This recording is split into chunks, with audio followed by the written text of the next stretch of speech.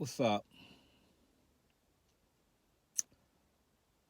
This is something that I've been wanting to do for quite some time, but I guess I didn't have the heart nor the courage to do. Guess I really ain't want to put myself out there. Um, I'm a person that's in recovery, and what that means to me is that I don't use drugs no matter what.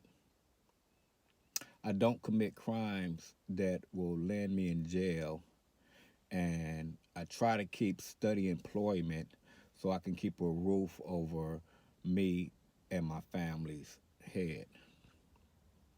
So I got an awesome job that allows me to go to 12 step meetings on my lunch break. And I'm sitting here in this AA meeting and I'm just thinking, like, I need to tell my story. I need to tell my story and share some of the things that I've been through and I experienced in my life with the hope that it could help somebody else out. Um, with the hope that it can help me out further in my own personal recovery. They say you have to give it away to be able to keep your own recovery.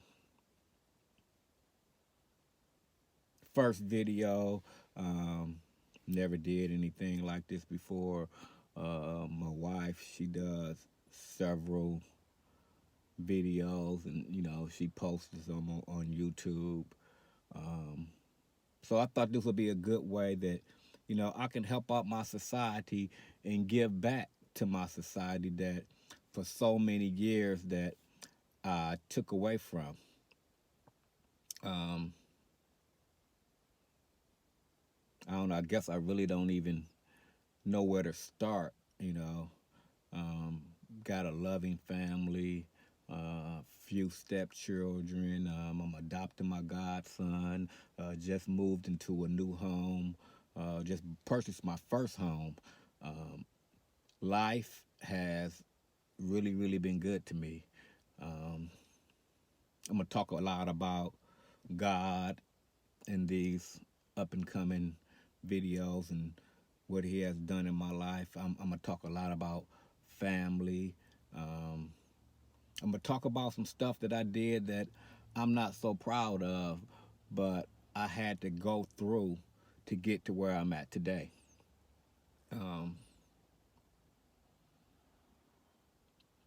Shoot, so let's get started then. Born and raised in Detroit, Michigan. 1974. Uh, Born addicted. You know, my parents were addicts. You know, Alcoholism, crack cocaine, heroin, a lot of marijuana, and they told me that they use, they used when my mom was pregnant with me. I remember hearing stories of them giving me alcohol, putting alcohol in my baby bottle to put me to sleep and settle me down and to quiet me down. So yeah, born an addict. You know, got an older brother and a younger sister, so that puts me in the middle. I'm the middle child, right? I never really thought of my life as a child being bad. I thought I had a pretty good life, even though my dad was a crackhead. Um, my mom, pretty much, I really never realized that she was an addict until later on in life.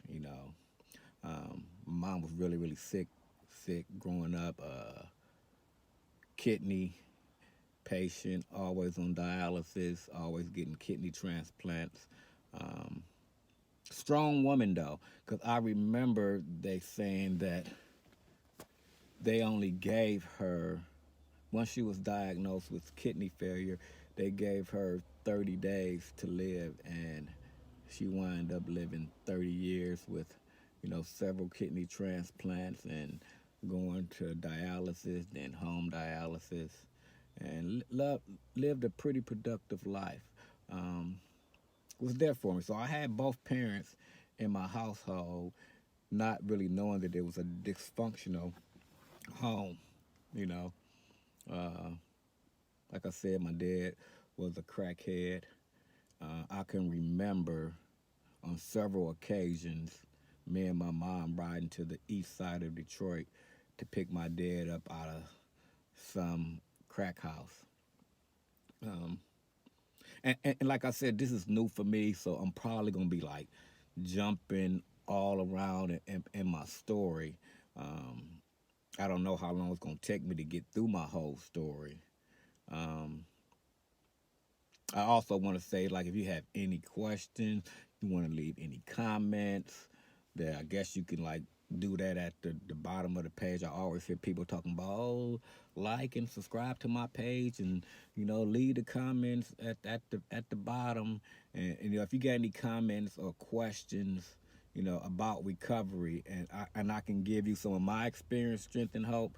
By all means, do that, and I try to post or upload a video on my experience in that area, if I have any.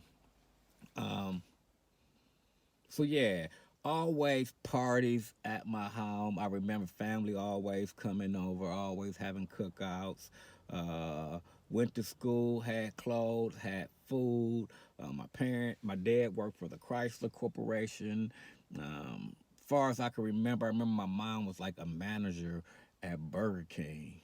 And I remember she would get like the big old buckets of pickles and would bring them home, and we would like eat the pickles and stuff. Um, Cousins would spend the night, just like a normal, household, you know, until my dad addiction really, really got out of control, and he was in and out of treatment. I can remember going to the treatment facilities to visit him. I can remember going to 12-step meetings with my dad. So I was informed about recovery and 12-step meetings at a very young age. I'm sitting here in my car right now, y'all, uh, right outside this 12-step meeting that I just left out of, to share my story with y'all, to share my experience with y'all. And I don't know if you could tell, but I'm nervous, and like I keep on stopping in the middle of my story, and because like I said, this is new to me. Um, Hopefully, my wife will edit it and it won't be as bad as it seems to be. But I'm just gonna try to keep it all the way real with y'all, all the way 100 with y'all. I work at a mental health hospital as a uh, peer support specialist, and for those of y'all that don't know what that is, that they hired me there to able to give people my experience, strength, and hope, and to give them hope to say, hey, they went through all this trauma, all this addiction, and all this abuse, and still become a productive member of society, then so can you. And I know it might come off and it's boring, but if you tune back in, like, the story gets better. Like, I've really, really been through a lot of stuff. I've been sexually abused by family members. Um, I sold drugs, been incarcerated, been in a number of mental health hospitals, a number of treatment facilities, um, a number of sober living houses and sober living communities, working on my recovery.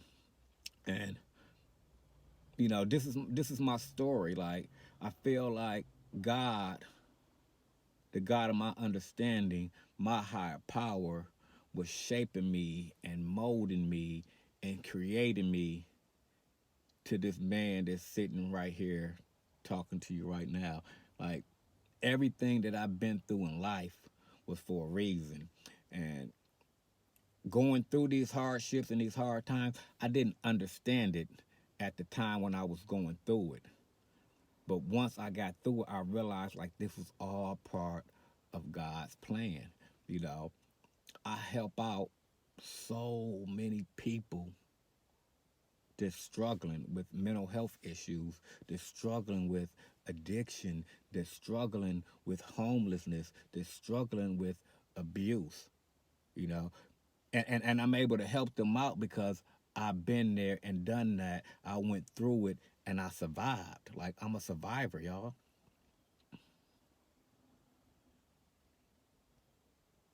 Had friends growing up.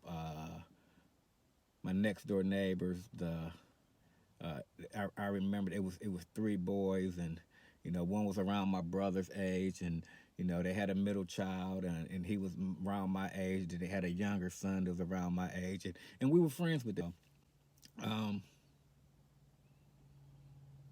I don't want to like put nobody out there, but I got to keep it all the way 100. And this is just my perspective and what I saw as a kid, and my thoughts. And I may be wrong for saying, I may be dead wrong because I really don't know. But what it appeared to be, and what it appeared to me, was that it was drug dealers. Um, if not, actually, they were selling the drugs, but they were affiliated. You know, they were affiliated with some type of drug sales. Um, I can remember the police running up in their house during a cookout they were having and like tearing their house apart looking for drugs, but nothing was found. Um, I can remember them having a cousin that was, I guess he had to be about 15 at the time, and I probably was around 6 or 7. And I remember he used to come through like on the brand new like moped, because that was the thing back in the 80s, to have you a moped. And he had like the nicest moped, and he would always come through and like give us money, and you know. And we kind of looked up to him, and it was like, you know what, that's who I want to be. That's what I want to be when I grow up, is a drug dealer, you know. 'Cause I like the bling, and I like the way that he was living, and hadn't seen, it appeared he had no worries, uh, this same guy I'm talking about, you know um, I remember him hearing a story about him being kidnapped, and the other drug dealers had kidnapped him and said he was selling his drugs for too cheap. He was selling your birds too cheap, so either lower your prices or we're going to kill you. And he lowered his prices, and they let him go, and he got missing. You never saw him again. I don't know if he's dead or went to another foreign country, or what story is that he went to another foreign country. um, I know I told y'all it's gonna be all over the place. uh, so yeah. um, in elementary school, I went to no, no, no, no, no, I'm sorry. I went to elementary school on the west side of Detroit, and I got in so much trouble. It seemed like I was in the principal office all the time. And it was funny because my mom wound up being a lunch aide there. And I remember getting several whoopings. And this was back in the day where the principals and your teachers, they could whoop you. They would have paddles, and they would like beat you with the paddle.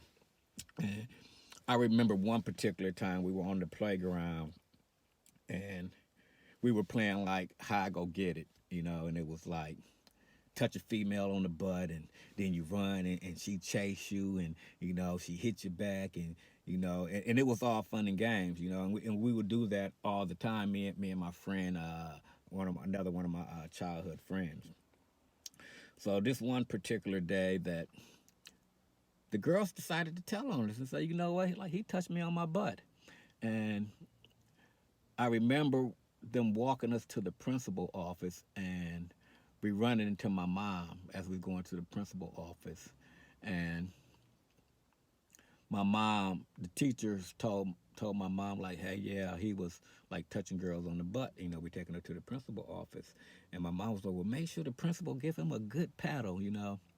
And we got into the principal's office, and the principal sitting down there talking to him, and my friend Zachary shouts out and said, his mom said, make sure you give him a good paddle. And I'm like, dude, like, no, you didn't just snitch on me like that. And he gave me a good paddle. And that wasn't the end of it, because I got expelled from school for 3 days, and I got home and I had to deal with my dad.